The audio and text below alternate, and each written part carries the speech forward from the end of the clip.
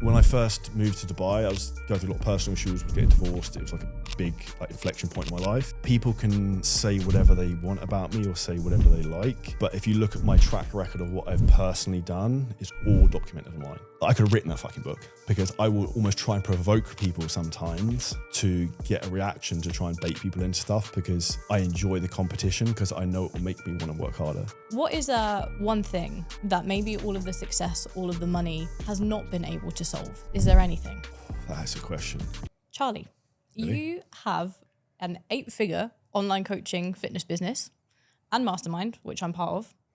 You have transformed tens of thousands of people through your fitness coaching. And yet 5 years ago, you used to be an estate agent. So I'm sure that with all the personal development that you've done and digging into maybe certain traits that you've got through childhood, that you're pretty self-aware as to what's driven you to seek that level of success. So what have you found through the work that you've done? I would say there's multifaceted approach to the answer to that. So the reality is like my day of independence is the 25th of February, 2019, the day I left my full-time job as an estate agent. And for me, that was really what you call an inflection point of like when you make one decision that then changes everything for the course of your life. And a piece of advice I give to anyone who's listening to this is that too many people are too afraid to go and try things.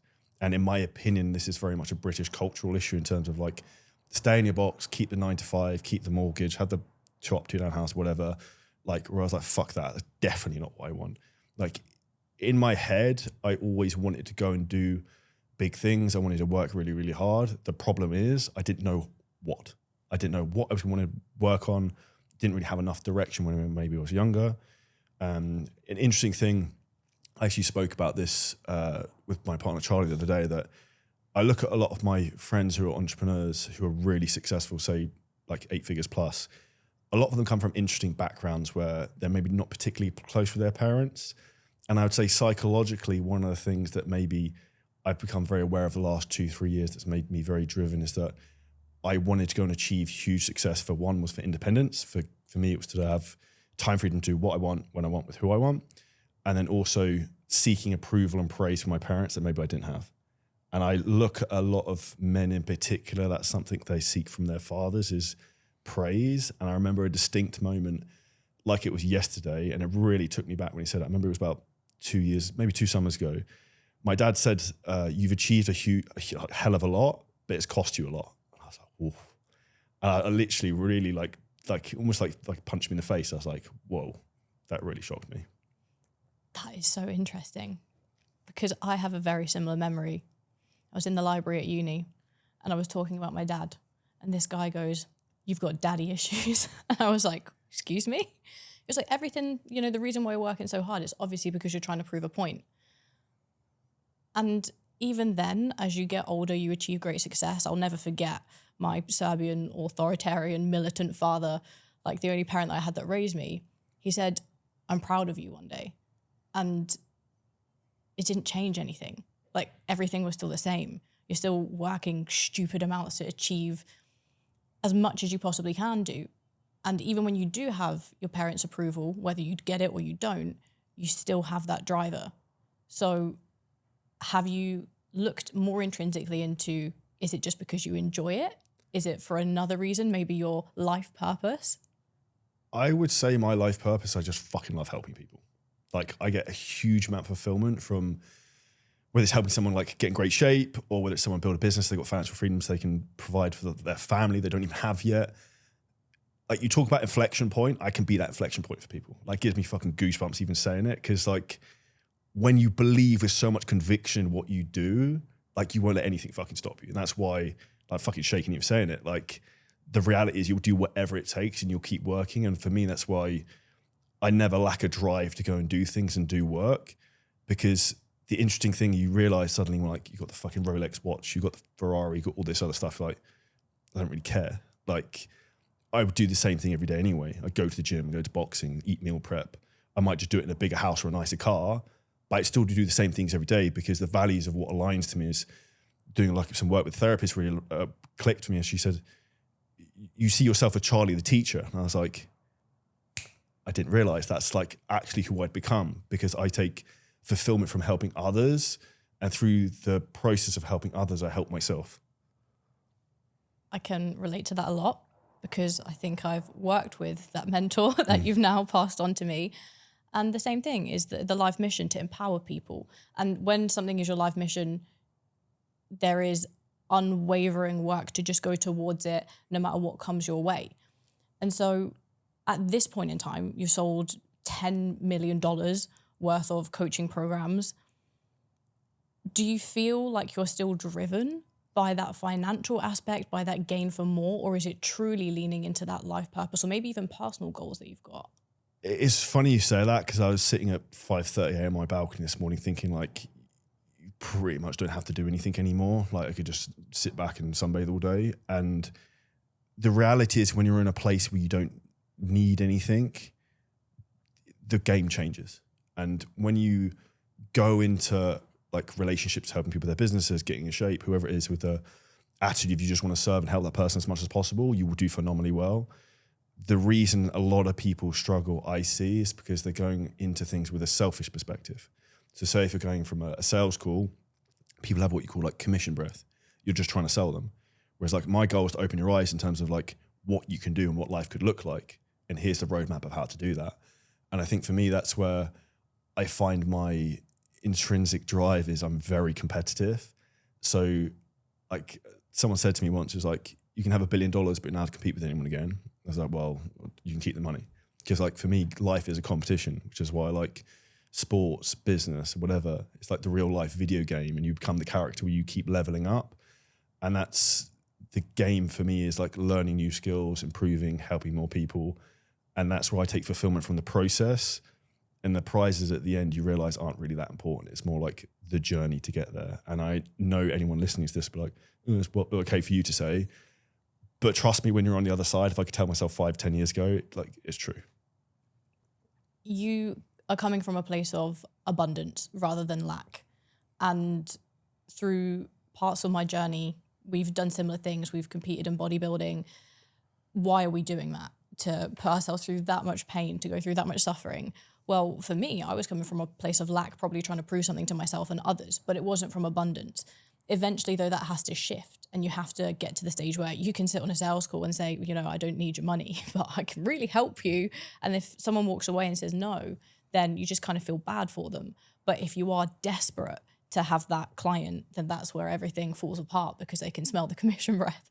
So my question is, have you always come from a place of abundance, or have you ever come from a place of lack and desperation to be successful? I think everyone has different phases. So having done online businesses and had businesses for a while, you have peaks and troughs. And one of the things I really fall back on is like my process in terms of, particularly now, how I manage myself. I said to you before this, I've gotten up, I think 27, 28 days in a row at 5:15 every day, like Saturday, Sunday, no matter what.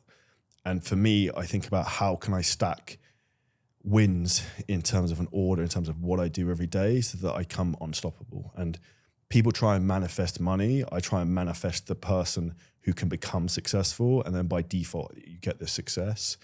And I think what is important for people listening to this is that you're going to have periods of scarcity, and you're going to have periods where like shit just goes fucking wrong. And that's just life, right? And this is where I say, for anyone who's an entrepreneur or just in life in general, there's 3 things you need to have.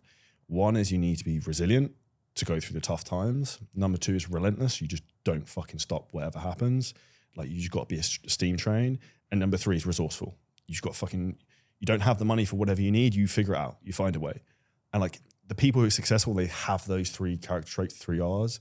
They're resourceful, relentless, and resilient. And if you can do that, you'll be phenomenally successful. And this is where the further you get into business, you understand it's a personal development game. And in particular, the bigger your business gets, because you have more strings pulling on you, and your ability to tolerate stress has to be at a high level. If you are a busy, career-driven woman and you know that your inability to lose the body fat that you want to lose is stopping you from living a confident, successful life, then hear me out. We have just launched our Fat Loss Accelerator program, which is made specifically for women who are constrained for time, yet they want to lose anywhere between 10 to 25 pounds of body weight within 90 days.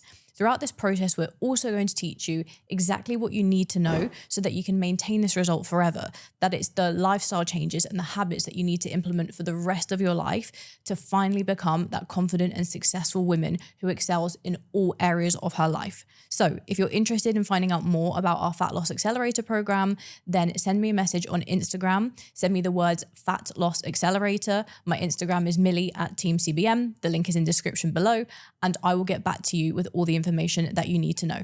Back to the episode. Did you always have those, or did you develop them? Did you lean into those are skill sets that I need to really get good at? I've always had the ability to be a bulldozer in terms of being very driven with what I wanted, which is interesting because when I was younger, I struggled with that. But that's something I developed over time. And that was by like the reward mechanism, feedback loop. I was like, and actually this is why I give all praise to fitness, that if you're in successful fitness, you can get really good shape. Building business is exactly the same. And even like working now, doing a lot of boxing stuff, and that's my next thing I want to go into, is that the things I learned from business in terms of like how to behave and how to learn applies the same thing to a completely new thing I'm a beginner at. And if you think about why you're successful in fitness, you can be disciplined, you turn up every day, you're consistent, like you stick to your diet. If you then look at business, it's exactly the same thing. It's you reflect on like what's working and what's not. So in fitness, like what's working, what's not in my diet, what's working, what's not on my training. Like you're consistent, you just keep going even when it's not working. Like you understand that you stick to your diet today doesn't mean you're gonna have an 8-pack tomorrow. Like these things take time. And that would be my best piece of advice to people listening to this is look at areas you are successful and why, and then look back in terms of, okay, how can I apply this to another field? And then look about how you can stack wins in terms of giving yourself confidence, because people lack confidence because they haven't had enough success yet, which is why I think sometimes you have to reframe the lens you look at everything from. So an expression I really like is, I've already achieved everything I want, but time hasn't caught up yet. So I will write goals in present tense of like, I drive to the gym in my Ferrari. I now drive to the gym in my Ferrari. I live by the sea. I live by the sea. And you start to tick these things off, even like vision boards. Like I look at my phone, I've like ticked off 4 of the 10 things this year I wanted to do. Like thoughts become things, and you can manifest those things into your life by becoming the person who can then achieve them. Absolutely. One of the biggest and most important lessons that I think I've learned myself this year, and you are naturally training your subconscious when you do that task every single day, first thing in the morning. Easiest thing to do is just write in the present tense what you've already achieved. And I feel like because you're an optimizer, you know, you're an optimizer in fitness, in business, performance, all things across the board. Obviously, you've optimized a lot in mindset. So what would be some of the key pivotal moments in mindset that you've changed that have really allowed you to see that maybe next level of success when you've got stuck previously? I would say your mindset is going to have to shift as you go through different levels. And I'd say at the beginning, this is a strange thing to say, but it's almost you need to like fuck your mindset, turn it off and just do the fucking thing, just put your head down. Like have a plan of what you're going to execute and just fucking go, and just be so busy going that you can't even look up and think of like what's going on. Like that's the initial, is respectful of the eat shit grind phase. So say for an online coach to get to say 5-10K a month. At that point, you then need to start realizing, okay, you probably have to start hiring people. So then like, okay, I'm now responsible for other people, and how I turn up every day affects what they do.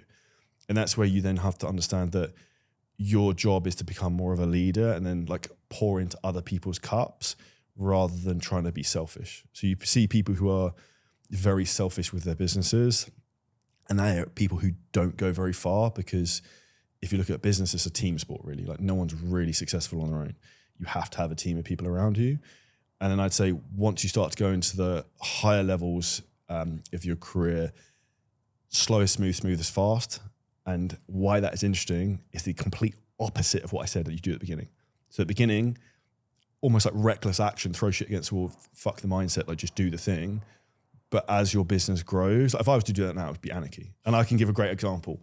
When I first moved to Dubai, I was going through a lot of personal issues, was getting divorced. It was like a big like inflection point in my life. And I was like, I want to get to £1 million of month of fitness. I was like, I'm going to fucking do this. So I literally got a whiteboard, wrote down every strategy I could do just to like generate clients, like 15 of them. It's like, we can do fucking all of these at the same time.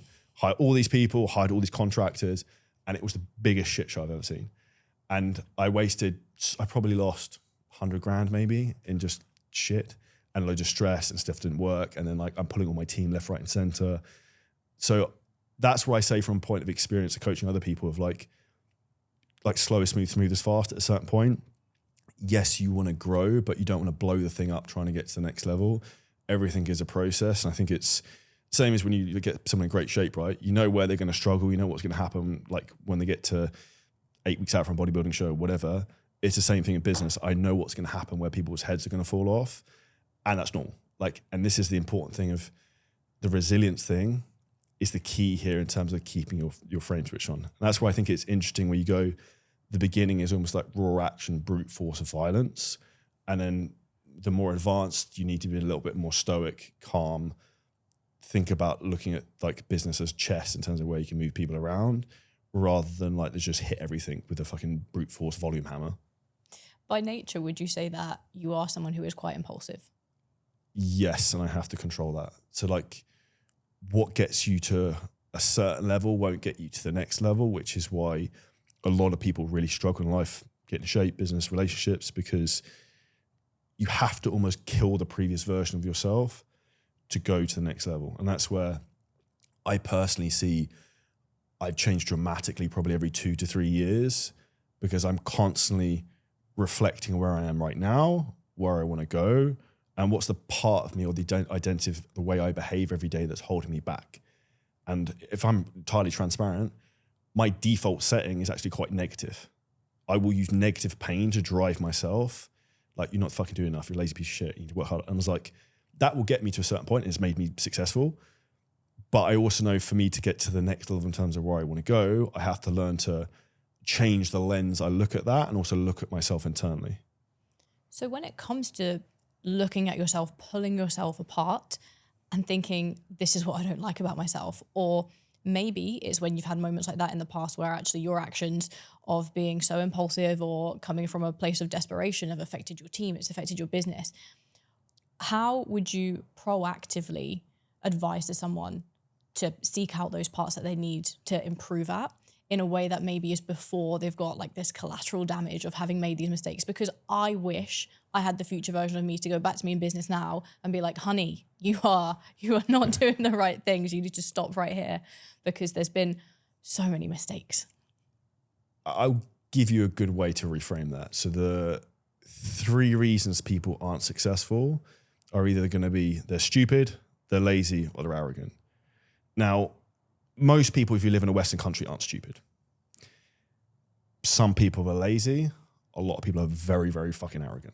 And what I actually said to you before this about arrogance, the way people will look at me, I actually have zero arrogance. I'm very open. I'm very coachable, which is why I'm very quick to learn. And learning is one of the core values of the things I love. And I think that's where you have to be open to feedback from other people, but also open to understanding you don't know it all yet. And it's a cliche saying, but the more you know, the less you feel you actually know. But the people who are the beginners are the people who think they're fucking masters, right? It's like the same thing in the fitness world. You see people who are like fucking 80 kilos sopping wet, turn up to the gym with like a protractor to measure doing like a lat pull down. But like, dude, you can't even, like Chris Bumstead just rocks up and just goes for it, right? So it's like, you have to look at different ends of the spectrum. And my advice in terms of how people should get to where they want to be or manifest becoming the person they want to be to get the end result is actually an exercise that John Berardi taught me, which is called Traits of the Greats. So you literally write out all the different areas in terms of like personal development or life, so health, wealth, relationships, mindset. Find 3 people in each of those areas and then study them. Like, what does Millie do every day? What are her habits? What time does she get up? Like, what's her routine of the week look like? What are the core values that are important to her? And you start to emulate people who are successful. And that's when you become successful because you have the right habits every day. But this also happens when you surround yourself by the right people, because you will very quickly then called out on your bullshit of like, why are you getting up at like 10 a.m? Why are you going out drinking? Why are you not consistent with your diet? Yeah, or it's being at a table and not being able to hold that conversation because you can't talk about the things that they enjoy or the way that they're behaving, and then you feel like an outlier. And you will either change your behavior if you truly have that vision that aligns with what you're talking about. Because there's a lot of people, and you'll see this obviously day in, day out with what you do in fitness, what you do in business. There's people that say that they want things, right? And they'll pay so much money for coaching for it, but then the actions just fall flat. Why do you believe that is? Why do some people have it about them and then these other people pour money into something but they still won't move forwards? I think in some respects, some people are trying to be something they're not. Or they're trying to push themselves into something that, I want to be an entrepreneur. And I would say transparently, and I think I said this at the event the other day, I have fucking so much respect for anyone who has a business because I personally know how hard it is and the toll it takes on you. Like there is no fucking switching off. Like no matter what anyone says, like you're always like thinking about it. And that's why I say like, it's probably over glamorized. I think some people probably try go into that when maybe they shouldn't. And I think that's where they maybe struggle. But I think the reality is those people need to understand they have to take extreme ownership of everything. So I see that in terms of people in fitness programs, business programs. It's often the same person who's been to 5 different fitness coaches yet still fat and blaming the coach. And it's like, have all these coaches got results before? Yes. So you should probably take a hard look in the mirror because there's a person looking back at you who's causing issues. Normally because of, like I said, the habits, lack of consistency, arrogance, they're not coachable. This won't work for me. I'm sure you've heard that before. Plenty of times. And one thing that you touched upon was, you know, people might perceive you to be arrogant. Why do you believe that is? I think that's because maybe I have become a stereotypical man in some respects who's quote unquote in good shape. I live in Dubai, fucking have a Ferrari, Rolex watches, I travel around, all this other stuff. So people perceive you in a certain way. But I personally think that's because British cultural thing, people like to take shots at people who are doing well. And it's like, well, fucking good for him. It's like, but you don't know what it took to do that. And you're not the one getting up at 5 a.m. every fucking day working for 12 hours a day. So it's like, good for me because I actually did the thing. Whereas so many people talk about doing the thing. And there's a difference between like talking about it and doing it. And the ones who actually do things in life and just keep going are the ones who then actually have the life they want for the rest of their lives. And I remember a very good friend of mine said this to me. And he's like, you can choose your suffering. You can suffer intensely right now and have everything you ever want, or you can suffer a little bit until you die. Well, when it comes to the suffering that you speak about, you've suffered in all different areas, whether that is through the years of building a physique, whether it's through the crazy 5 a.m. starts, and then also the loss of losing as much money as you have done. Has there been anything that's ever completely derailed you or caused you to think, I don't know if I'm going to come back from this? Because this is one thing, I'll be honest, when it comes to entrepreneurship, everyone is here to scream about their success. We'll ring the bell for PB months, but no one is there posting about the biggest mistakes that they've made, the things that have really caused them pain, and they don't know if they can keep going. So have you had those moments, and how have you rebalanced after them? I would say the most difficult thing I've ever had was when 6th of January 2021, I split from my partner who I was married to for 3 years, maybe in a 10-year relationship, because basically a big part of that was because I wanted to move to Dubai. She didn't want to go. She wanted to stay. Found home where we're in the UK, and I was like, okay, cool. So it's like, it's not fair on me to drag this out. Like, I'm going to go this way, you go this way. And essentially, so I blew up that marriage. I then, the next day, had to basically give away all my personal possessions, give away a house I'd been like paying for and I've been putting my money into for the last 5-7 years. Day 3 after that, I'm sitting in the Hilton Hotel in Kingston. I can remember it like it was yesterday. And I'm about to speak on this big podcast. Open my Instagram account, bang, Instagram account's disabled. I was like, for fuck's sake. So then and at that point, my Instagram account was like my only revenue. All my leads coming through there. And I was like, a reasonable sized team. We were probably, I think the just before this, actually, interestingly, I'd probably had the biggest month I'd ever had. I think we did like $300,000 in November. December, we did like big numbers, and then bang, my Instagram account's gone. So I went from being like captain fucking big shit of like on top of the world to my personal life has just exploded. I'm now moving to a country the other side of the world where like I don't really know anyone. And then thirdly to that, my business is now like looking pretty ropey at this point. And that taught me a very big lesson that no matter how well you're doing, like you can very quickly get rug pulled, which is why the biggest mistake most people make is complacency.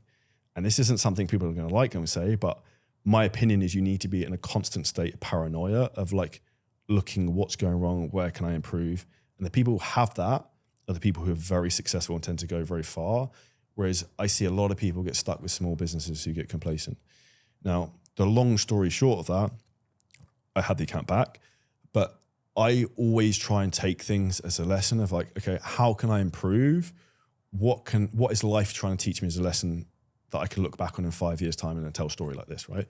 So one of the reasons I got really, really fucking good at Instagram and Facebook ads was because I didn't have my other account. So I used another spare account I had. I was like, let me just focus on running ads into this and see how we go.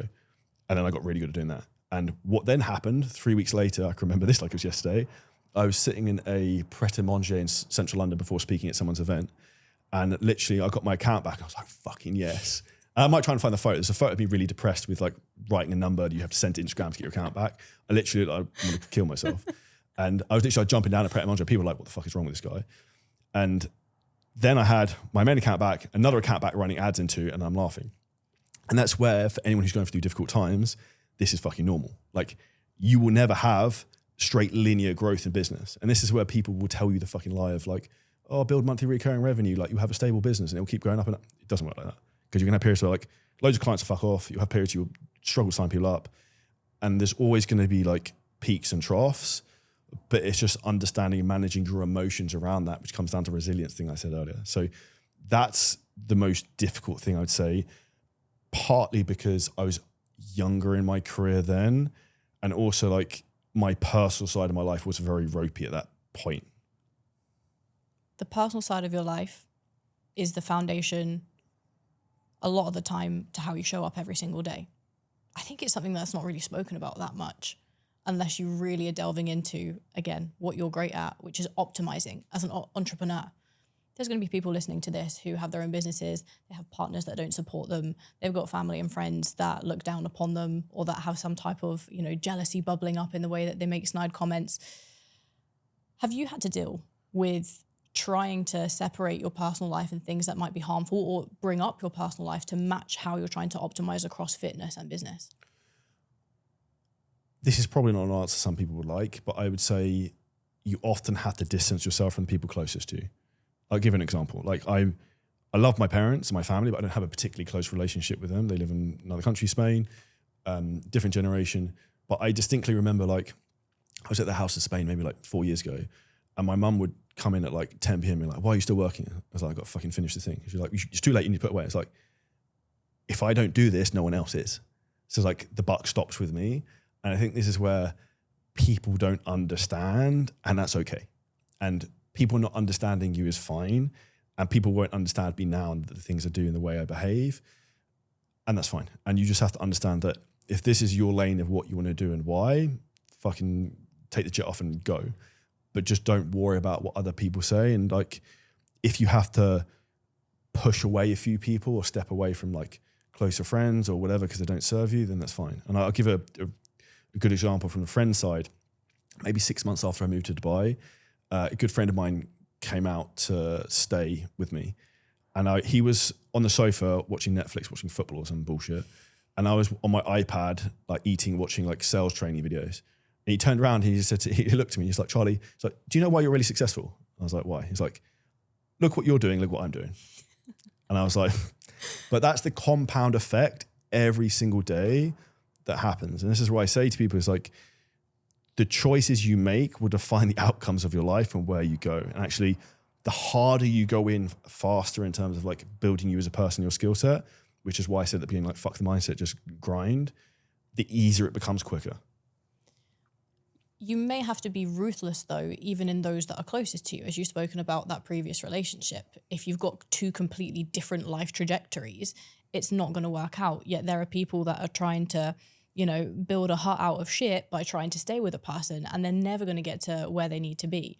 So what was it for you that was that tipping point where you thought, I need to just lean into my life's purpose, my mission? This is, that, because that's such a huge thing to break apart in your life that had been over a decade. I would say to people listening to this, don't be a pussy and just do it. Like, if you know in your heart, if something's holding you back, and ultimately choose your suffering. Like, you suffer and don't achieve what you want and don't do the things you want, wondering what if, or you fucking go for it. And for me, I was like, this is a big decision, and a decision that will change her life and my life. And also, I know life's going to be a fucking adventure from that point, which it is. Like, I don't know where I'm going to live in 5-10 years' time. I might move to the US, I might be wherever. Whereas before, my life was like, okay, I'm going to get a bigger house, settle down, I'm going to stay in Surrey forever, that's going to be it. Whereas like, you want your life to be an adventure, and you're never going to look back when you're like 75, 80 years old thinking like, I wish I had like done more cool stuff and traveled more. That's why I'd even say credit to my partner now, Charlie. If I'm like, we need to move to fucking Taiwan for 2 years, she'd be like, cool, when do you want to go? Like, whereas my partner at the time, I was traveling all the time on my own, which is where you also have to understand if you're in a relationship, that also wasn't fair on them. And who I became in that 10 years wasn't who she originally signed up for. So like, it's normal for you to outgrow other people. And ultimately, like, that's you just understanding that some people don't want that growth, and that's fine. But if you want to go off and do certain things, you have to be okay to maybe let those people go, and then other people will come into your life. Absolutely. Or it's a shared vision where you both have to work towards it. Because how important would you say it is teamwork from either a spouse or from those closest to you, your friends, your family, if you are close to them, to support the journey of entrepreneurship? I would say it's vital. I think, obviously I'm speaking from a male perspective, but the thing I seek from female companionship, if you call that, is keeping you mentally stable and not fucking fly off on the handle of stuff, because men can be egotistical, aggressive, insecurity driven, whatever. So we can sometimes want to bite back at stuff, which is where realistically slow is smooth, smooth is fast, like I said earlier. Nailed it. Biting back. Recently, you did not bite back to some controversial social media exposure, if we can frame it like that. How important is reputation for you? I would say reputation is the most important thing you can have, but your reputation comes on your results. So it's like, people can say whatever they want about me or say whatever they like, but if you look at my track record of what I've personally done, it's all documented online. I've got awards all over the place for what we've done. So like, one thing I think about a lot, I never throw hate at anyone. One thing I absolutely despise is when people make content putting other people down. I'm giving a good example is James Smith did a reel recently about a guy on a plane and like took the piss out of his hair, calling him a woman, saying he's poor because he's saying economy, like he's on an economy flight. I'm like, for me, that's a really belittling way to try and get views and engagement and content. And no one builds the biggest skyscraper by trying to fucking tear everyone else's down, which is why I really just focus in terms of my own stuff. I don't give a shit what anyone else says. I think that's where competition is a good thing.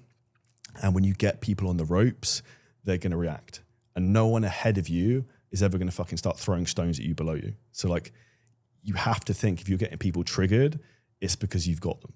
And for me, that's one of the things I said about being competitive earlier.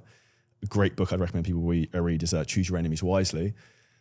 I could have written that fucking book because I will almost try and provoke people sometimes to get a reaction, to try and bait people into stuff, because I enjoy the competition because I know it will make me want to work harder. And that's where people do things for different reasons. I enjoy the game for the game's sake, as well as the results come from the back end. And I'd say the most important thing most people should do in a scenario if they get some flack online is fucking nothing, because success is the best revenge. And what actually happens is when you don't do anything back, people get even more rattled of like, well, he doesn't give a shit. And the expression I give for that is you want to be like the Teflon Don, like nothing sticks to you. You just keep fucking steamrolling, keep showing results of what you do, keep helping people, keep to the values of what you do, and nothing else matters. In a world where social media, we're pushing things to be more clickbaity nowadays. We're trying to, within the first second, hook someone into a video. Everything is becoming a little bit more of a performance. And then obviously, as someone who's incredibly successful, you've got the Ferrari, you've got the nice apartment. Do you feel like some of that detracts from actually how humble you are and how you're striving to stay humble as this success grows? I would say yes. And what's very interesting about this is that you have to play the game a little bit. Like if I'm transparent, like I bought the car, I love Ferrari, something I've always wanted, but I knew I will make money from having the car from a marketing thing, and it's cool and people like guys buy into that type of shit, right? So it's like, get the thing. But I love cars, that's reasonable. And why I would say I'm different to other people, I had the car for like 10 days before I even told anyone I bought the thing, because I just wanted to enjoy it for myself, because I seek internal validation rather than external. That's another story. But when it comes to actually the way you're perceived and being more authentic, that's why I like long form content. So interestingly, I actually filmed it in the car actually earlier on, just a video just ripping it on mindset to put my podcast, because I put one up 2-3 days ago on YouTube that's just like taken off. And I was like, that's really interesting. And I really like talking about mindset stuff. And it's super raw, no cuts, just like bang, like no intro, no outro, like off you go. And that's where I think long form content is beautiful for that, because you can really understand someone's psychology, the way they are, their energy. Whereas short form content is very, very scripted and curated, which is why I think for anyone who's a content creator listening to this, you should have an element of like the fuck around and find out and just putting stuff in your stories that you want to talk about something, just fucking talk about it. Just put camera on record. If you ever think, oh, I'm not sure if I should post this, just post it. You know what makes me laugh is I realized this probably maybe like a year ago or so. But when I was first exploring fitness, learning about fitness, going through my own transformation, probably around maybe the year or two before lockdown happened, I'd delve into long form content, listen to the Mindset Mentor and different podcasts. And there was certain podcasts on fitness that I would listen to. And I remembered last year that it was called The Shredded Show. It's mine. Yeah. It was your podcast. And that was in the very, very early days when I was still, out of shape. Yeah. I was like, how funny is that it's a full circle moment? But at the time, I didn't necessarily know who you were. But as I was thinking, okay, I could use some more support, some clarity in terms of what I'm doing with my business, my mission. Obviously, I knew of you through social media. But as I then went and delved into the long form content, that's where I feel like I really got to understand you as a person and understand your values and why you do what you do. So I think it's so important. But how would you advise to those who are listening that if they are going to build a bit more of this personal brand where they can show off who they are, how can they funnel people through Instagram or through whatever the kind of like quick, fast acting social media platforms are so that they can get people to trust and understand them more? The two things I would go back and do, one is I'd make one YouTube video a week that's just talking to camera, pure value. Like, you don't even fucking have to edit the thing. Like, if you think contrarian thinking is doing the opposite of what everyone else does, we've started putting YouTube videos on my fitness channel again, and literally it's just me ripping it for like 10 minutes and they get like thousands of views straight away. So like go with the mindset of trying to give value and understand like your first video is not going to take off and get millions of views. Like my fitness YouTube channel maybe has 19, 20 million views now. My business one, like nothing like that, but that's a slow burner. I enjoy the process. I know I give a lot of value, and the beauty of long form content is it will continue to get views and downloads like when you're dead. So for me, one of the things I think really cool is like, when I have grandchildren, they'll be like, that was my like fucking granddad Charlie in Dubai, looking at him like doing X, Y, Z. Like that's sick, right? For me, that's like you're leaving a digital legacy and a footprint that like your future generations can look back on. So one of the things I would think about is like, do it for them. Don't just do it for you or for your audience. And then what I would suggest from a tactical point of view is there's a training on school on the mastermind about it. It was like, I call the attractive character framework. Is like 14, 15 different questions you should have answers to about yourself, what you've done. Talk on stories about them once, twice a week. Like people buy from people and the relatability factor is massive. One of the things that made me so relatable and successful as a fitness coach at the beginning is I was an estate agent. So I'd be walking down the street in a suit and tie talking about whatever to do with fitness. And people are like, who the fuck is this guy? And instantly I stand out. And that's where people buy from people. It's like, how can you make yourself relatable? Because you have similar struggles. Why I'm very relatable to fitness coaches, I know every single problem you're ever going to have and everything you've ever been through, because I've like slayed every dragon on the way up. So I know what your head's thinking at different areas. I know what you mean in terms of like insecurity, the whole fucking world's coming to an end. No one's ever going to buy a program again. That's just normal. And that's where you should talk about those types of things, because people will be like, fuck, I can relate to that. So you've slain all these dragons. Do you know which dragon is coming next for you? This is actually the difficult challenge, is that once you're at quote unquote higher levels, you have so many options in terms of what to do next. It's then the slowest, smoothest, fast thing of just optimize and do better of what you're doing. For me right now, I'm just trying to build the fucking best like programs and everything I can to help people with their fitness, their business, and give as much value as I can, knowing that the long tail arbitrage of whatever I decide to do in a couple of years that comes off the back of that, I can go into. But for me, it's literally just thinking about the core values of like, how can I have as much impact as I can? Because for me, I've been phenomenally lucky and created my own luck in the right person, right place by having people guide me through different stages of my career. And I would say one of the things I've done is I'm a sponge and I'll take everything from everyone. And my goal is to become like the superhuman, all-knowing oracle almost it is of like how to build a fitness business, because I've fucking done the thing. I've worked with probably anyone. And that's where it's like, if you have 100% confidence and conviction in what you do, like I can stand up for 4 or 5 hours and talk about fitness businesses, because like you can ask me anything and I'll know what the answer is, or have a very good gauge in terms of what I think would happen if you tried something. And that's where I think people just need to look back to internally what they want, rather than I think where people sometimes look too much down the line, it's externally. Yes. With that growth, you outgrow certain mentors. You know, you're beating your mentors in the past. What does it feel like? Does it ever get lonely, or is there always the next person that you're like, right, that's who I'm going to learn from now? I would actually say that's probably one of the most difficult things now, because it's not like I'm trying to do something no one else has ever done. No one else has run a fitness business and a fitness business mastermind.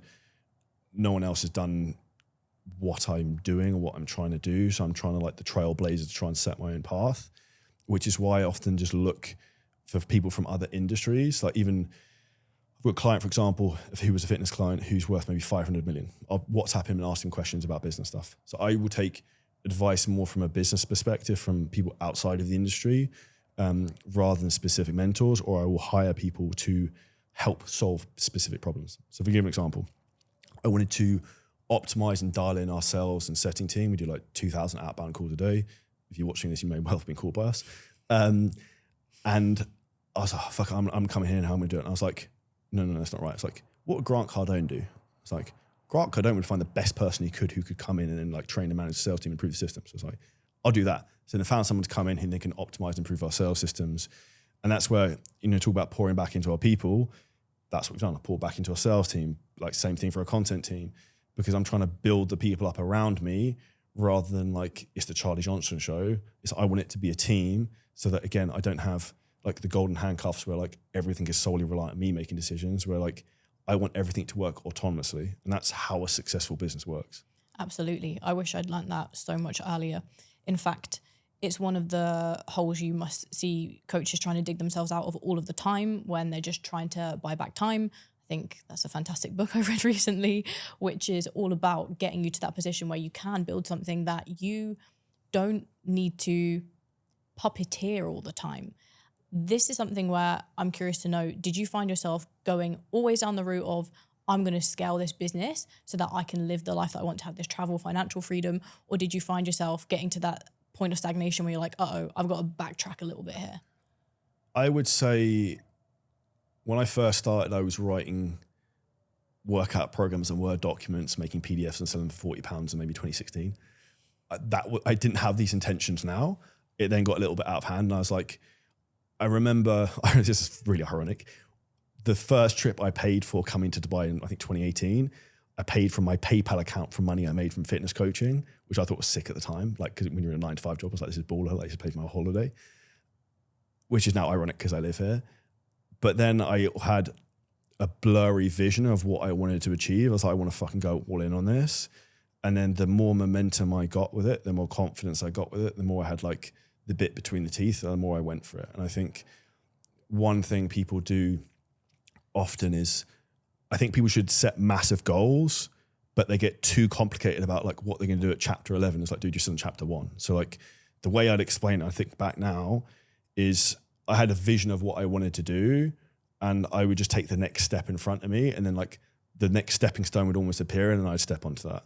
And that's just a self-awareness piece of having your eyes open, the right people around you, the right network, because 2 things solve problems in life. One is money and the other is people. If you know the right people and you've got money, you can achieve whatever you want.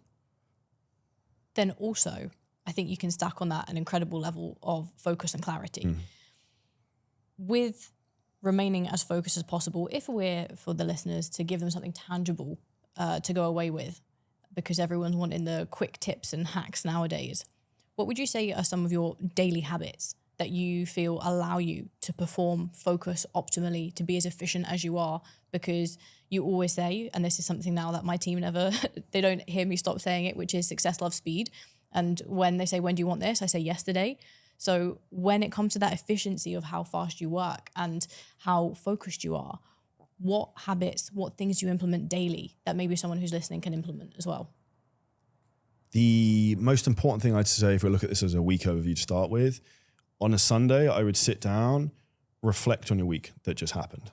Like what went well, what didn't, give the week a rating out of 10. I would then set yourself for the week coming. What are the 3 big things I need to do to get this week to be successful? Set those targets and then also review last week's ones. Once you've got those ideas, you should then have a framework in terms of things you need to get done during the week. And then I'd basically book in a time of when you're actually gonna do that in your diary. Now, in addition to this, the most important thing is being focused. Why do people struggle with this? Because with these fucking iPhones, Apple Watches, we're constantly distracted. So what I would suggest you do is every morning you wake up, you do some really concentrated work for at least an hour. It doesn't have to be 4 hours long, because in my opinion, you can't concentrate that long. I probably now do 60 to 90 minutes, like super focused. And if I look back to 2019, 2020, I would be sitting in my shed office in my garden at like 4 a.m. with a fucking woolly hat on because it's freezing cold, like making funnels, building websites. I learned to do all the shit myself. And yes, I had to work really hard. Yes, I had to get up early, but those are also skills I then had for a lifetime. So I say, get up early, do the thing really, really quickly. And then with that is plan tomorrow today. So for example, the end of today's Wednesday, I will know, okay, Thursday morning, I have to write a webinar because I'm doing a webinar tomorrow. So cool. That's the most important thing I need to do tomorrow. I get that box off the list. And that's the big 3 things I would say are important. The 2 things that are more of a personal development habits point of view. One is you work out and you do something physically very hard every day. And number 2 is you get yourself in good shape, great shape, and you keep that. Because when you look at the person, you look back at yourself and you're in good shape in the mirror, you automatically have confidence. You automatically have self-belief in yourself. If you look at yourself in the mirror like, I look like a fat piece of shit, and you also want to run a fitness business, that's going to be a big problem, because you want to be in high frequency energy all the time, which is why one of the things I do now is I get up early and I spend half an hour, 40 minutes just on my own thoughts. I'll read 5-10 pages of a book. I will then write in terms of how I feel, how I want to perform that day. I'll then go on my Elevate brain training app for 10 minutes and go and do 5 brain training games on that. And then I'm generally getting myself into a higher frequency state. Then I can then go and do that deeper work. And that's where a lot of people don't actually spend the time to focus on themselves. They're reactive. And the way I really want to do is I want to bend the world into what I want and not be pushed around by it, which is what happens to most people. That's very interesting. So not only are you getting yourself into focus mode by like priming your brain, but then after that, you're leaning into deep work. I'm assuming that is going to not be giving energy away. So it's not into fulfillment, it's into the vision. Yes, I would focus on essentially call it money later task almost. So like it would be working on the business, not in the business. So I'll be maybe writing content script, writing content ads, building stuff. So it's like building assets in the business that are going to compound for me for a long period of time. Because one of the things I obsess over is leverage. For example, if you make, this podcast will be 6, so make sure you like it and comment below. This is going to be an asset for you that will get traffic and views when we're both still dead. So that's a form of leverage. So I try and look at things that high leverage activities that I can box off that's going to continue to actually help my business grow, whether it's getting traffic from content, whether it's putting out job ads to get the right person to come into the business, whether it's reviewing financial figures in the business to make decisions. That's really the way I try and look at things is, because if you break this down, it's cliche, but everyone has the same amount of time. So the people who are super successful are the people who focus on the right thing and they fix that problem as quickly as possible. The problem is that so many people are like dipping their toe in like 100 different things, doing a shit job of all of them, rather than like, if you just did the one thing you actually had to do as quick as you could, you would grow really, really fast in business. With that, how can you light a match to the rocket? Because we know in fitness, we've got PEDs to enhance everything that we do. What about for focus? So from a supplementation point of view, someone who's fairly wide on them at the moment, this is not medical advice. So if anyone wants more specific medical terms, let's go and watch a podcast I did with Alex Kickel. He's the guy coaching me. So what I do is I take modafinil 3 times a week, Monday, Wednesday, Friday. I would start a low dose of 50 milligrams, and I now do 100, which is half a tablet. Modafinil is basically a brain drug that helps in terms of focus, energy, and keeps you concentrated. In addition to that, I will also take DHEA, pregnenolone, alpha GPC, and something else, I can't remember what the other one is. And these are all trying to get myself super sharp, lines, mate, to get myself as sharp as possible in the morning, because as well as your body is a machine that can perform, so is your brain. And if you can make yourself concentrate more, you can focus more, you get less distracted, it's huge. But if you're actually just a fit and healthy individual, this happens anyway. And anyone who, if you go and eat like a degenerate, the next day you can't like think straight, that's how most people feel fucking every day. And this is why it's so easy to win, because if you're healthy, if you're fit, if you eat well, and you've got a plan and you can be hardworking, you can do anything you want. I absolutely love that. It takes me back to my university days at 5 a.m. in the library. Obviously, I study chemistry, so when it comes to any things that we can use to enhance our performance, I'm all there for it. I definitely think it's valuable when it comes to just getting the routine right first, because anyone who's listening to this and thinks it's a quick fix, if you take modafinil and you get distracted, you're going to be cleaning your house for hours. Yeah. What is one thing that maybe all of the success, all of the money has not been able to solve? Is there anything? That's a question. I would say sometimes you still lack fulfillment. And I think that's why, I would say sometimes you're always looking more, but it's not from a materialistic sense. It's how can I fulfill myself more from helping other people? And I think that is sometimes something you have to be aware of. And I actually said this to my partner, Charlie, the other day. It's like, I have a very addictive personality, if you could tell. So the conversation I had with her was, I said, like, we went for dinner at the Bursar Rab, the next day went for like lunch, and it's just like a normal Sunday. And I was like, once you've had the best of everything, there's no like better than that. You fly first class loads and it's like, this is just normal. And then you go in economy, it's just like shit. And then like, in certain things in life, you can't keep having new experiences that are better and better. That is something that's probably not a difficult thing, but it's an interesting thing. And that's why I'd say anyone listening to this, like the first time you fly business class, like fucking embrace it. The first time you get the car you want, you get the watch you want, whatever, like really cherish those small things, because they're only experience you have one time, and then the novelty wears off, if that makes sense. Yeah, absolutely. So cherishing those moments and staying as humble as possible whilst chasing your life purpose. I think that's a pretty poignant takeaway. Charlie, thank you so much. I massively appreciate it. Like from my perspective as a mentor, you've taught me huge amounts mentally in terms of not making decisions that I probably would have made that would have cost me further down the line, and to believe in myself. So I really appreciate it. And to anyone who's listening, maybe interested in finding out a little bit more about fitness business mentoring or even just fitness coaching, where can they find you? The best couple of places would be check out my Instagram accounts at Charlie Johnson Fitness. So drop me a message on there. We've got 2 channels on YouTube. So we've got a business channel, which is Charlie Johnson Scaling Systems that come up. Loads of value. Basically, you can build a business for free from that. And then we've also got a podcast, which on iTunes, Apple Store is the Physically Jacked, Financially Stacked podcast. On YouTube, it's the Charlie Johnson Show, because it SEO ranks. I love that. Thank you so much. I appreciate it. And if you're listening and you enjoyed, then please share it to your stories and tag us both. Thanks, guys.